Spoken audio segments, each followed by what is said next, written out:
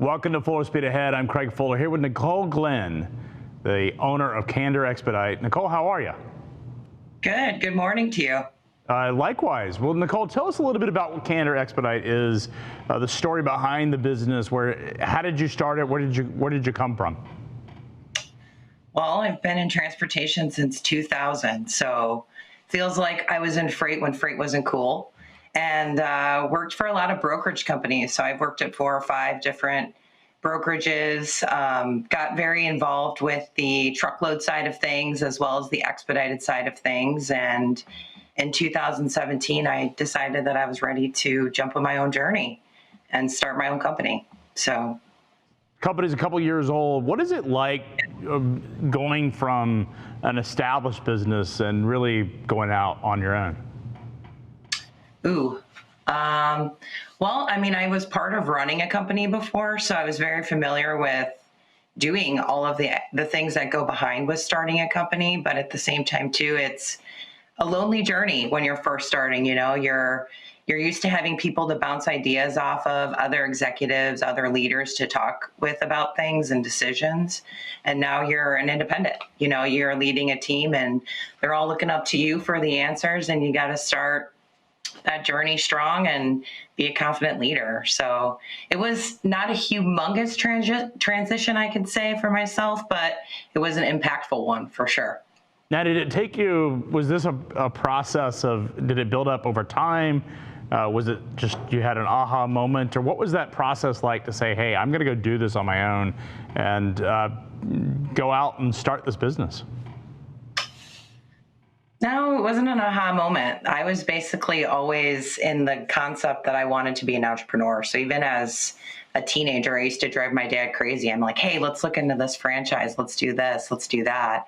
So being an owner was something that I was really wanting to be involved in. I mean, just leading people and doing all of that was very exciting for me. So no, it wasn't an aha moment, but there was a buildup of time, you know, where there was just different things that I wanted to explore. And I'm not a firm believer of red tape, so I like to do what my mind comes up with, and I'm a let's go type of person. So it kind of transitioned. I did work for somebody, actually my last employer, and then I was like, okay, I think it's time. I think I'm ready to make this transition. So I started up, and you work like hell, you know, when you hit the ground running. So it was party of 2 and then start building the team. And we actually exploded pretty quickly, just because I've had a lot of background and a lot of relationships in the industry. So it took off pretty quick. Now, in freight, a lot of times when people are starting their own business, they already have customer relationships that they bring with them as they're launching their own business. Was that something also that you had fostered long-term relationships with some of the customers that you're currently doing business with, or initially helped you springboard into the space? Some. I mean, it was still limited, so it was a heavy focus on obtaining my own customers. So we really went after, you know, new accounts for us. But there were some. I mean, being an expedited service provider, we have a lot of relationships in the freight forwarding side of things. So a lot of those 15-year plus relationships over time turned on. But really, we started off with food and beverage, new accounts, and then had small accounts, and then started building off of that. So not really a huge bulk of our business is from past relationships of those types of customers, but a lot of people transition. That's what's awesome about this industry. You never know where people are going to end up. So some of my longtime relationships went into different companies, did different things, and so it did springboard from that. Now, you've got 14 employees today. You're a woman founder, CEO, in a male-dominated industry, and the team is male-dominated. What is it like being a female CEO in freight and logistics? I've come to realize, since I've been doing this for so long, I don't really notice a difference. So there's really no impact, I think, for the good or for the bad for me, but maybe I have my blinders on to it because I just get into work every day and just try to focus.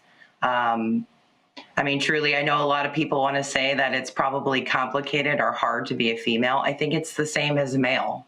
So I think it's really what you want to do with that and what limitations you want to put on yourself. So I've been so used to being just surrounded around men. I mean, my first job was in an office of 3 men, much older than me. So I've always been, now I'm starting to be the older one of the crew, which is a little weird, but it's never really impacted me, male or female, at all, because it's been so long. I think if you're in freight and logistics, you have to have thick skin, regardless of your background, your gender, your race, whatever. It takes thick skin, because this industry is, you're only as good as your last transaction or last load or last shipment. That's the effectiveness. So Candor is in the expedite industry. 2020 has been obviously a year where expedite has played a front row to all sorts of things that are happening. What has the experience been like for you this year? Well, it was very strange. Obviously, in March, we weren't sure what to expect. So we kind of predicted and kind of latched down and thought it was going to be the worst thing that we had seen, So we were very conservative, and then just buckled down and worked even harder, staying in front of the customers. A lot of our clients actually shifted their commodities. So working with a lot of freight forwarders, we saw a shift in commodity. We started handling a lot of COVID tests, a lot of respiratory systems, masks, all sorts of things that supported that. We did watch some of our automotive customers just completely turn off. And some of them are starting to inch back towards more movement, but it was just a shift of types of commodity that we're shipping, but it ended up being great. It blew our predictions away for the year from when we had forecasted before, and we've had a record year, and we've had record months consistently throughout the entire process. So some of our white glove work, because we did a lot of events before, trade show, sporting events, so a lot of that's changed. But at the same time, other commodities have kicked in. And since we're a smaller company too, it's really easy to, once you just even onboard another customer, it takes place of that. So we haven't seen any decline as far as the numbers go, but we've seen some customers themselves actually decline. So you've seen a shift in what has been the most, where have you gained a lot of ground this year versus years past? You talked about the events business and concert logistics going away, and I've heard this, obviously we know why, but where are you seeing increase in demand or new opportunities come about? Well, food and beverage is kicking off for sure. We did a lot of IT, so we're doing a lot of server racks and people upgrading their technology systems. So we've seen that increase. And again, just the supplies that were needed for actual COVID saw an increase. But yeah, I mean, that's really where we've seen it, especially with freight forwarders too, because we have a lot of different commodities coming at us. So, I mean, the transition we've watched our customers transition as well through that. So again, a lot of IT type of equipment. I mean, you name it when it comes to food and beverage, that is just rocking and rolling, Is it predominantly just because of the way the groceries have shifted? Are you actually involved in moving food and beverage to people's homes, or is it moving to distribution centers? Where are you seeing the impact? Distribution centers too, and it's educating some of these clients, because one of the things that I've noticed being an expedited provider is some of the large food and beverage companies are still utilizing tractor trailer for the 1, 2, sometimes 10 skid transitions. So we've onboarded some customers and educated them in that space. So we've seen an increase just in our business for that type of work. A lot of distribution transfers, a lot of, just short lead shipments that weren't expected that maybe had an issue with LTL. So we recover quite a bit lately from LTL lines due to the just issues that they've had making service. Is it just because their networks are completely overran with demand, and there's been a shift in where that demand's coming from? Is that what you're seeing from the LTL providers? Yeah, for us, I mean, when we're going in there, we do a tiny bit of LTL for some of our customers. It's not the bulk of our business by any means, but even when we were running LTL, it was just, days that would go by that they would not make the pickups. You know, they were just behind schedule or whatever was happening in the LTL world. But I mean, we've had several shipments even this past Friday that we would go in and recover from a different LTL line. It was stuck somewhere at a terminal and it's got to get to where it needs to be. So we would just go in there, recover it, and then just get it delivered to the final destination in a hurry type standpoint. So Nicole, yesterday my wife and I ventured out. First time we'd been in a physical store other than a grocer or big box retailer since March. And I noticed we walked through TJ Maxx and their sister property, Home Goods, and I just noticed the inventory was completely, it felt like a third of the store's inventory was gone, and stuff that we usually would see in the store, like a lot of kids' toys, baby toys. That was the reason we ventured out. Is they have a good line of of toys that are there for babies. I didn't see hardly any of that. What is it?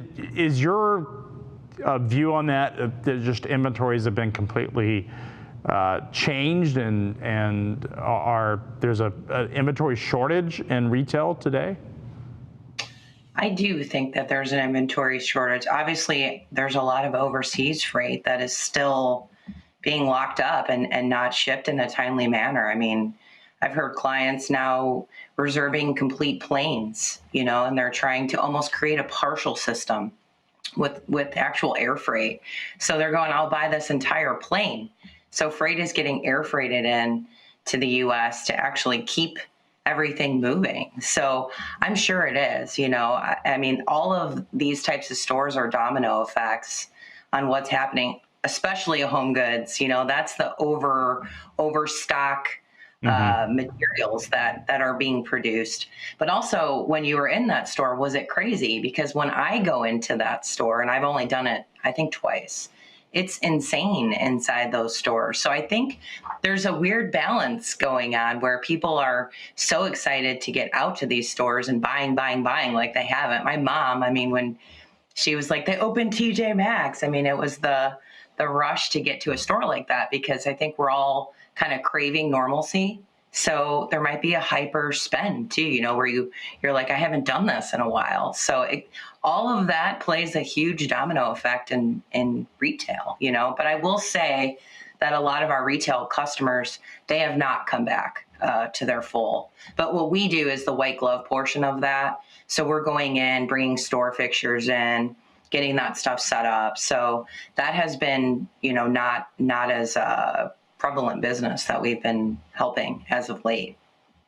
Yeah, actually, the store did not feel crowded. Now, this was, afternoon on a Sunday, 5 o'clock. So, typically being in Chattanooga, Tennessee, a lot of folks are doing family activities or church or whatnot. So it wasn't, I didn't feel like the store was crowded. Now, they had some requirements where you check in when you walk into the store and they count.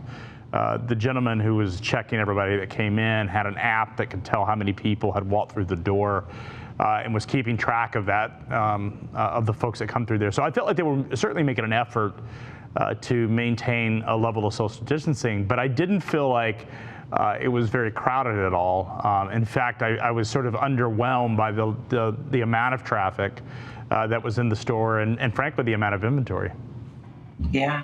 And it could very well be that. I mean, like I said, a lot of freight. I mean, we've all seen and heard that really everyone's behind, and it's been a huge crunch to get freight into the U.S., and I'm sure that has a huge impact on that. So Nicole, what is it you're expecting for the rest of the year? I mean, this being October, we're talking about inventory. We're either in peak. If you listen to some folks will say that peak's starting early and it could have started as early as October 1. Other folks are saying peak is going to be a Halloween event. Traditionally, we think of peak as really Black Friday to December 15th, 16th. What is your expectations for this year? Well, I still think we're going to continue on this path of capacity being an issue, especially in the U.S. It is just such a tight crunch across the country with units. So for a company like myself, I mean, I see that it's a continual climb for us. As far as everybody else, just with standard truckload, I still think that is going to be a very, very tight space. I mean, I've been reading what Jason Miller, a lot of different people from FreightWaves that are throwing out their concepts, and it's just a back and forth concept that you keep hearing. So I think there's still this unsure. I think everybody is still kind of looking at what's happening today and going, okay, this is most likely going to continue at least through Q1 is my concept, that we're going to still be pedal to the metal through Q1. Yeah, we're certainly bullish. I think we've been one of the more bullish folks on the street. I think others have actually downplayed the impact of the V-shaped recovery. But when you look at all the data, whether it's just consumer spending and what they're spending money on, these are the things that move freight, and I think that's what we're seeing. So I think it's a combination of, a tight capacity market really related to labor activity and folks not entering the industry for the last 2 years, as well as just a backlog in driver availability, combined with the consumer spending and share of wallet that's really driving this market. And to your point, I think it could very well go into all the way through the first quarter. I guess it's anybody's guess at this point what second quarter looks like. Yeah, and I think events are going to start you'll see them start coming about. And that will be another hit to the industry with capacity. I mean, if concerts started taking place, even in smaller venues, I mean, all that equipment has to move, and trade shows. I mean, I know that there's a big food and beverage show that happens in March every year, February, March, and they're planning to kick off. And you'll see on post a lot of people when they throw it out there, like, will you be attending events? A lot of people are saying yes. I don't think people are going to carry this scared mentality that much longer. So I think events will start happening again, and then that could also lead to travel and hotel. So then we have to accommodate all of that type of transportation too, because there is missing inventory in some of these spots, And with trade show kicking off, I mean, that's huge. That's a huge business that's been on a standstill. It takes a lot of capacity goes to that. So I can imagine if things just stay on track like it is right now, and then we add to these things, I mean, it could get even a little bit more hectic out there. Yeah, it's something to watch. We also, because half our revenue last year was in-person events, we're watching to see what happens with in-person events. I don't think we'll be an early adopter or an early company to really produce in-person events, simply because there's a lot of unknowns for us. It's also a big financial risk, and the issue is if you I think this is probably the biggest risk for event planners like ourselves is that if you commit to things far out and you're not able to either get the people to show up, the sponsors to participate, or there's some crisis where you've done all this planning, spent all this money, and you have to cancel for whatever reason, it's a huge financial burden for companies. And I think, at least for us, we're not prepared to take those risks until we get a little bit more clarity and frankly see others see how they do with it. So I agree with you in terms of events do drive a lot of activity, and there's a desire to do them. There's a lot of businesses that depend upon them. I also, as an event planner, look at it and say, I don't want to be the guinea pig here. I want to see how this works out before I'm willing to take. And it's not just the, putting on the event and you worry about safety of your staff, you worry about safety of your guests, but it's also a huge financial burden. If you were to throw an event, our production could be $1.5 million when we look at the total capital outlay for one of our events. And if you only get $200,000 to $300,000 of revenue, that's a massive loss, and it's just not worth the risks. Do you think that companies even like yourself would do a mix where it's a smaller hosted event streaming live, so you do have that concept of still creating the event, but then also bringing in more outside people that are not comfortable with actually being in the actual event for safety? Is that something that you see? We've always streamed our content at the event. So for us, it's not really a huge leap. And certainly we have the infrastructure with video to do it, with stream video, like what we're doing here today. The challenge is that you still have a substantial production. So you could certainly downsize it.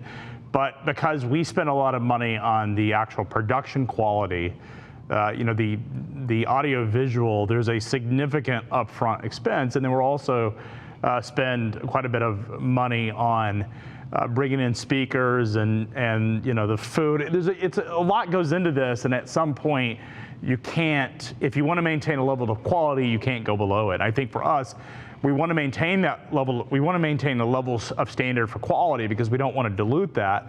And I think that's the reason we're going to be a late adopter in terms of doing in person. For us, the financial risks are real, as well as just the comfort of having to do it. It's not, the challenge is also we have to send our employees there. So I have to be concerned about financial risks on one side. Second is the safety and health of the employees and our staff. The third is, what about the guest health? And I think there's a lot of things to consider. I think we're fortunate in the sense that our revenue is very diversified today, much more so than it was last year. In fact, our video streaming platform is bigger in revenue than what our entire in-person events were last year, and it's really started since COVID, since March. And so I think we've been fortunate. I do know a lot of associations and publishers and media brands where events, that not having events was a huge hole in their P&L, and they, for whatever reason, didn't make the transition to virtual fast enough or effective enough to be able to survive that or thrive in that. And so, but for us, I think we're in a wait and see environment. The other question is, and McKinsey published a survey a couple of weeks ago that they did with a firm called Skift, where they actually talked about in-person events. And when they asked people about travel budgets and traveling, in-person events, they viewed, at least McKinsey viewed, would be the last thing to come back. Is that they thought that consumer travel, personal vacations would be the first, that people would be more apt to do it. Entertainment, sporting events, and concerts would come back faster than business events. Business events would be the last, for the very reasons that I've talked about, is that companies that are putting them on are not comfortable with both the financial and human risks that you end up taking. Yeah, and I think there is an unsurety with it too. I mean, even for myself now, even with growing accounts and going to actually see just a customer, you don't know who's going to be in office anymore, truly. And it could be a team of people, and 4 might be there, 1's not, 4 not there, 1's in. So it's really until we get that feeling of really where the working world is going to, I think that plays an impact on it as well. But I do value your viewpoints on the events, because that does affect my business. So even hearing that from you is appreciated, because it's something that I've actually been kind of waving the flag, looking forward to actually attending myself, but then also obviously trying to haul that business. So thank you for the insight on that. Yeah, I mean, this is just my opinion on it. It's something that we've talked about quite a bit, and we're looking at. I mean, obviously events have been an important part of our P&L, but we basically, at least my personal view is that for us, it would be second half of next year at the earliest before we would consider going in person, and we would have to see that a number of companies have done it and done it successfully. And those events have gone well before I think we're prepared to do it. And frankly, I think testing and a rigorous testing where you can do it on the spot probably makes me feel a lot more comfortable than even if others do it successfully trying to follow in their lead. But lots to consider. And I know that everyone is apt to want to get back to some level of normalcy, but I don't know when it's going to be personally. Now, Nicole, one thing I wanted to ask you before we wrap up is you moved your business from Illinois to Texas. You're located personally in Plano, Texas. What drove that decision? Well, we actually still are. We have a location in Chicago still, so up in Joliet.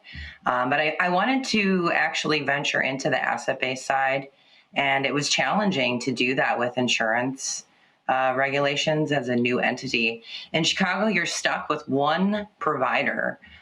Progressive is the only insurance provider that will work with a brand new MC on the asset-based side. So wanted to get down here and take on that opportunity to start an asset-based side. I do tell everybody it's the one thing that I'm very excited that I was a procrastinator on, because I got down here in October and there was a lull, of business, and that could have been our first say 3 months of business, it could have been very hard for us. So we're excited to get that piece up and going the beginning of this next year officially, as well as the tax. There's great tax benefits of being down in Texas, so it affects our company. Eventually, our corporate headquarters will be down here, and Joliet will become a sales office. But that, as well as customers. I mean, this is a very booming town, a very booming area. When you drive around it's major facilities all over the place. I mean, Toyota relocated down here.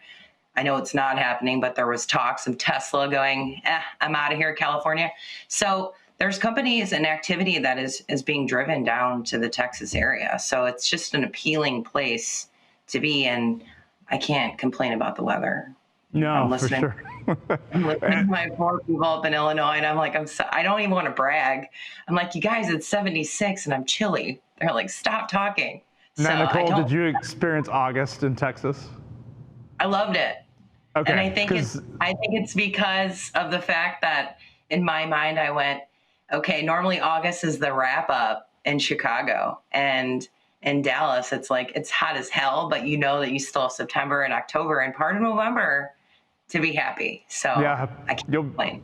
And then, of course, they love their air conditions in their cars and the Dallas-Fort Worth Metroplex. So you're really not spending a ton of time outside.